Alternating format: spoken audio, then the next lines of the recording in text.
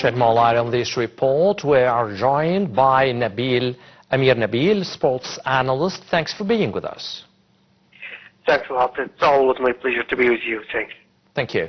So, Amir, tell me, how do you see the group of Egypt in the Men's Africa Cup of Nations that will be in Morocco at the end of this year?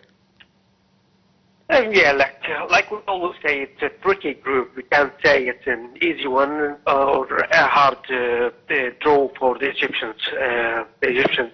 The most successful African team in the continent, winning previously 7 titles, are facing some other opponents that proving themselves and producing modern football, like South African, especially South African team. They went to the third. They managed to go to the third place in the previous competition, previous African Cup of Nations, were held in Ivory Coast. The South African team, especially, are playing modern football. We have witnessed even the clubs of South Africa providing and performing very well at the club competitions, such as Mamelodi Sundowns and Orlando Pirates. They depend on the young talent, and they really doing very well in such competitions. So the South African team will be the most the biggest danger, the biggest opponent that could face for the Egyptian team for the 2 top places in Group B. Also, the Angolan team is not easy to take. The Angolan team finished the qualification in the first place. They did not lose any match. They won 4 matches and drew 2. So not easy to take the Angolan team, and they also make good encounters and tough encounters in front of the Egyptian team. Previously met in several occasions. I remember 2008, one of these occasions.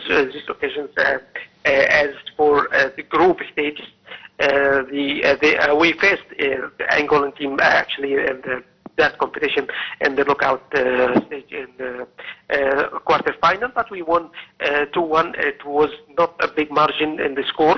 The Zimbabwean team could be the least opponent, with all respect, but the 2 other nations are performing a big threat for the Egyptian team. The Zimbabwean football did not go so far in the past competitions, so they have their ambitions, their high ambition to even qualify for the group. But I think experience will be a good, very important element in this group stage for the Egyptians.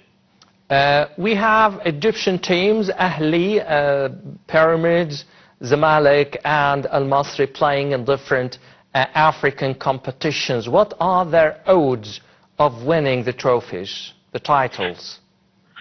Yeah, that's what we all hope. Like the past year, Al Ahli won the African Champions League for the 12th time in his history, and managed to win the Confederation Cup for the 2nd time in history after winning the first title in 2019. We have Pyramids and Al Masri. Even in the domestic competitions, they are performing very well. Now Pyramids on the top of the Egyptian league, so it's no surprise that they managed to qualify for the quarterfinal in the Champions League. So I expect that Al Ahli and Pyramids could go even to the semi-finals in the African Champions League, because they have what it takes to go farther than the quarterfinals. We still don't know who are the opponents for both teams, but the draw will be held in the next month. So shortly we're gonna know the opponents of the African, two clubs in the African Champions League, Egyptian, sorry, two clubs in the African Champions League. So I think they have a good squad for Al Ahly. For example, they have a good squad even when they miss some players. The departure of some mega stars of Al Ahly, the likes of Kahraba, the likes of the South African player Percy Tau, injury of many players, but they still have any other yes. players could do the job with the experienced coach, the Swiss coach Marcel Koller. Also, Pyramids, they have a good squad with many. So all the best for Egyptian teams in all African championships, and of course we wish the Egyptian handball team best of luck in their match against France. Amir, Nabil, sports analyst, thanks for being with us. Stay tuned. We'll be back after the break.